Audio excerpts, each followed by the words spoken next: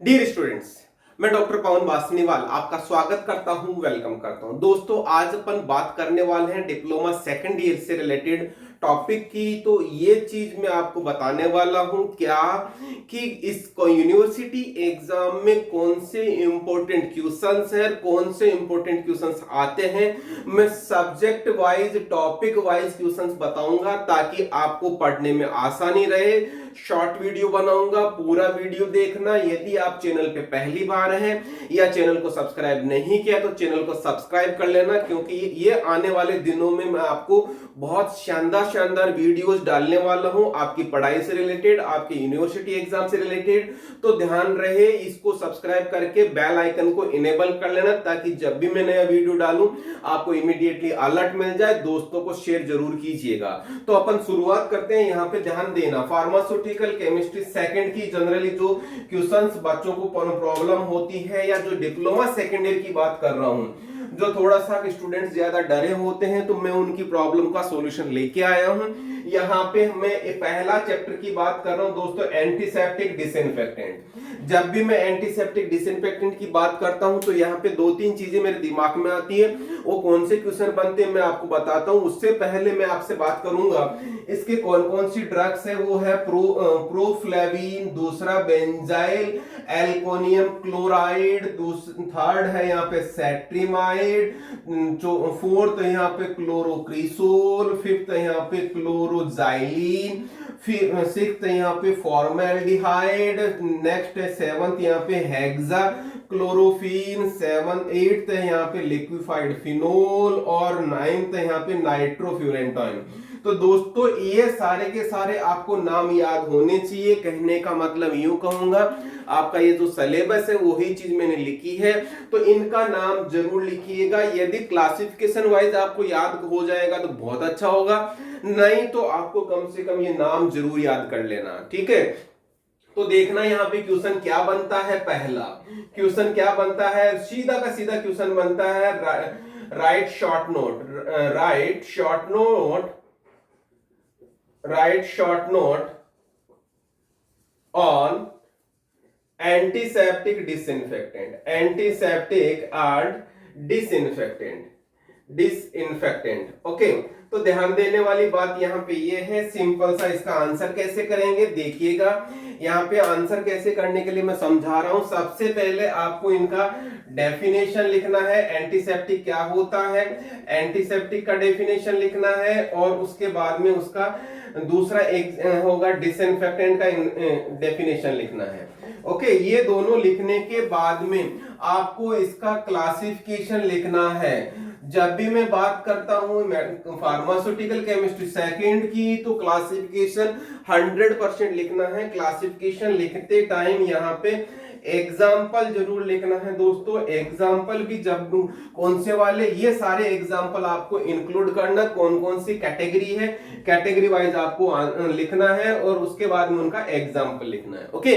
तो ध्यान देने वाली बात ये हो गई, ये इस तरह से। और उसके बाद में जनरल इनका यूज क्या होता है वो चीज आप लिख देंगे तो आपका आंसर कंप्लीट हो जाएगा। ये बहुत शॉर्ट में क्वेश्चन बनता है, जनरली क्वेश्चन आता है।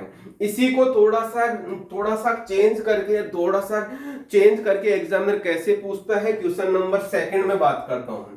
तो क्या देखिएगा, right difference in between antiseptic and disinfectant. तो यहां पे आपको आंसर कैसे करना है, आपको यहां पे आंसर करने के लिए मैं जरूर बोलूंगा। यहां पे एक तरफ तो आप एंटीसेप्टिक लिख लें, एंटीसेप्टिक लिख लें, दूसरी तरफ डिसइंफेक्टेंट लिख लें, और डिसइंफेक्टेंट लिख के यहां पे आपको किस तरह से करना है, टेबुलर फॉर्म में लेके आना है। टेबुलर फॉर्म में लिख के आपको आंसर यहाँ पे 1 और यहाँ पे इस तरह से डिफरेंशिएट करते हुए टेबुलर फॉर्म में लिखेंगे तो आपको आंसर अच्छा होगा, और इस तरह से आप लिखेंगे तो सही रहेगा। ओके, तो यहाँ पे एंटीसेप्टिक डिसइंफेक्टेंट में कम से कम 4-5 जो डिफरेंस है वो आपको जरूर लिखना चाहिए, और एग्जाम्पल भी साथ में लिखना है कि एंटीसेप्टिक के लास्ट में, सबसे लास्ट में, कि एंटीसेप्टिक का कौन सा एग्जाम्पल और डिसइंफेक्टेंट का कौन सा एग्जाम्पल है। ओके, तो इस तरह से आपका ये क्वेश्चन बनता है। फिर उसके बाद में मेन 2 क्वेश्चन बन गए, उसके बाद में जो शॉर्ट नोट का क्वेश्चन बनता है, क्वेश्चन जो शॉर्ट नोट का बनता है, शॉर्ट नोट का जनरली क्वेश्चन जो बनता है आपका वो कौन सा बनता है देखना। सबसे पहले प्रोफ्लेविन का क्वेश्चन बनता है दोस्तों। प्रोफ्लेविन का क्वेश्चन क्यों बनता है? प्रोफ्लेविन का क्वेश्चन इसलिए बनता है क्योंकि प्रोफ्लेविन का आपको स्ट्रक्चर भी याद करना है, स्ट्रक्चर भी याद करना है। तो यहाँ पे प्रोफ्लेविन से रिलेटेड इसका आपको स्ट्रक्चर याद करना है, और यहाँ पे स्ट्रक्चर याद करते टाइम इसकी जनरल जितनी भी चीजें हैं, जनरल का मतलब इसकी प्रॉपर्टीज क्या होती है, इसका मैकेनिज्म एक्शन क्या होता है, तो मैं बता देता हूँ यहाँ पे आंसर कैसे लिखना है।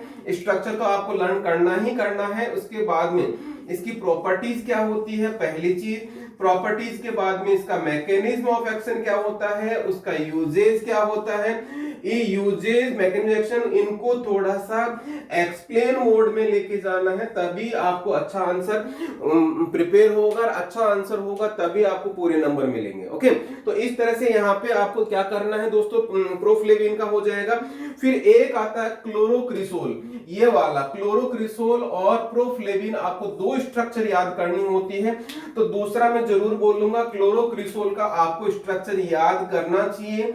क्लोरोक्रिसोल का दोनों का स्ट्रक्चर बहुत आसान है, तो आपको ये लिख सकते हो। दूसरा यहाँ पे ध्यान देना, जो आपको एक क्वेश्चन बनता है, ये दोनों का तो बनता ही बनता है, फिर उसके बाद में एक क्वेश्चन बनता है नाइट्रोफ्यूरेंटोइन पे। नाइट्रोफ्यूरेंटोइन क्या है, यूरिनरी एंटीसेप्टिक की कैटेगरी में आता है। ये कौन सी कैटेगरी में आता है, यूरिनरी एंटीसेप्टिक की कैटेगरी में आता है। यूरिनरी एंटीसेप्टिक की कैटेगरी में आपको लिखना है नाइट्रोफ्यूरेंटोइन, डिटेल में लिखना है, वही प्रॉपर्टीज, मैकेनिज्म और यूजेज। और उसके अलावा और क्वेश्चन कौन सा बन सकता है, और क्वेश्चन बन सकता है फॉर्मेल्डिहाइड पे। ये क्वेश्चन इस पे शॉर्ट नोट लिखवा सकता है एग्जामिनर। तो यहाँ पे मैंने आपको बता दिया कौन कौन से क्वेश्चन बनते हैं, दोबारा रिवाइज कर रहा हूं। पहला, right short note on antiseptic disinfectant, तो आपको मैंने बता दिया कैसे लिखना है। उसके बाद में दोनों में डिफरेंस क्वेश्चन पूछ सकता है, और उसके बाद में शॉर्ट में क्वेश्चन होता है तो प्रोफ्लेविन बनता है पहला टारगेट आपका प्रोफ्लेविन रहेगा, दूसरा क्लोरोक्रिसोल रहेगा, तीसरा यहाँ पे नाइट्रोफ्यूरेंटोइन रहेगा, और चौथा यहाँ पे फॉर्मेल्डिहाइड रहेगा।